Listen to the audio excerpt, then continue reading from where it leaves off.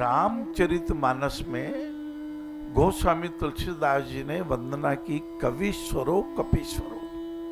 कवीश्वर वाल्मीकि महाराज जी की, जिन्होंने एक पक्षी को देखा। एक दिन बैठे हुए थे, कुछ चिंतन कर रहे थे कि अचानक एक पक्षी का दंपति, एक क्रोंच नाम का मादा और क्रोंच नाम का नर, और एक तीर आके क्रोंच नर के लग गई और उसका प्राणों का अंत हो गया। और उसी क्षण उसकी पत्नी मादा क्रोंच ने अपने प्राण छोड़ दिए और दोनों के प्राण चले गए। और कवीश्वर हमारे वाल्मीकि ऋषि जी महाराज आर्तनाद कर उठे और पहला श्लोक बन गया वाल्मीकि रामायण का। पहला श्लोक बन गया, करुणा का श्लोक, ये दया का श्लोक, ये अतिथि के स्वागत का श्लोक, ये बच्चों को संस्कारित करने का श्लोक। और श्लोक क्या काम आएंगे बाबू? घड़ाई आपने आवे बढ़िया बात है, आना ही चाहिए। भगवान अपने बुद्धि दी दिए, यो खोपड़ो, लेकिन करोड़ों बातें आप इसके विज्ञान में संग्रहित कर सकते हैं। लेकिन आज मैं एक बात आपको विशेष कहना चाहता हूं, अपनी संज्ञा को प्रज्ञामय बनाना। कैसे? अरे बाबू जी मोटा मोटा शब्द बोल दो, संज्ञा के ही माना मालूम नहीं। संज्ञा का मतलब कि पहचानने की शक्ति। ये रोहित जी आए हैं, ये नमो नारायण रोहित जी की वाणी है, ये मेरी संज्ञा ने पहचान लिया। अब रोहित जी के बजाय आगे महिम जी और मैंने पहचान लिया रोहित जी, इसका मतलब मेरी प्रज्ञा सत्य नहीं हुई, मेरी संज्ञा सत्य नहीं हुई। मैंने महिम जी के बजाय रोहित को पहचान लिया, रोहित के बजाय महिम को पहचान लिया, तो मेरी संज्ञा सत्य हो जाए, मैं सही पहचान कर सकूं। सबसे बड़ी पहचान है कि हमारा शरीर जा रहा है,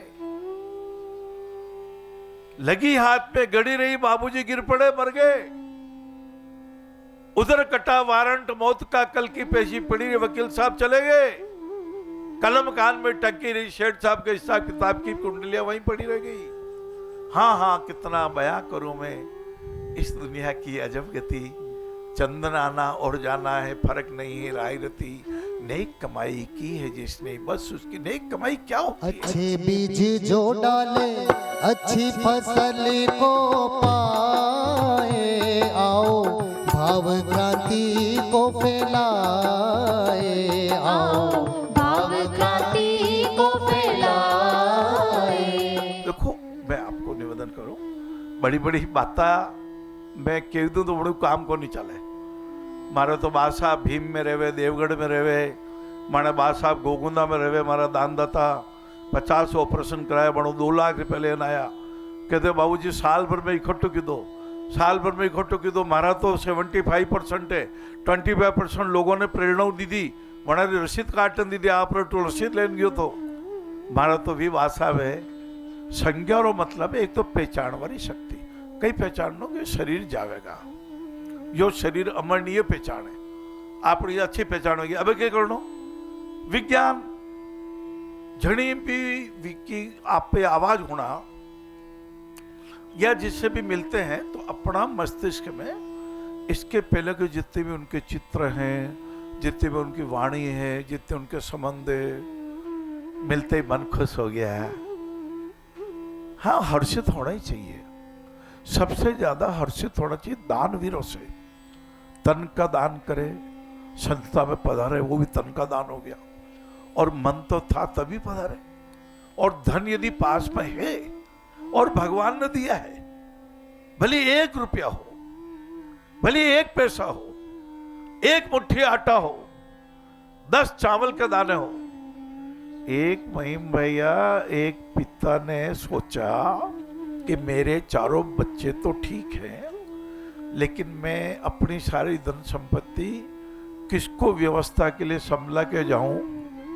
तो कहा कि मैं भाई साल भर के लिए तीर्थाटन पे जा रही हूं, तो बड़ा ने 1-1 मुट्ठी चावल दे दीदा या गेहूं दे दीदा कि बड़ा ना संभाल राख जो, पाछा आऊंगा तो पाछा मने मलना चाहिए। तो एक बच्चों सोचो अरे क्या 1 मुट्ठी गेहूं को संभाल के रखना है, पिताजी जब आएंगे साल भर तो नए खरीद के दे देंगे। तो उसने फेंक दिए, बर्बाद हो गया।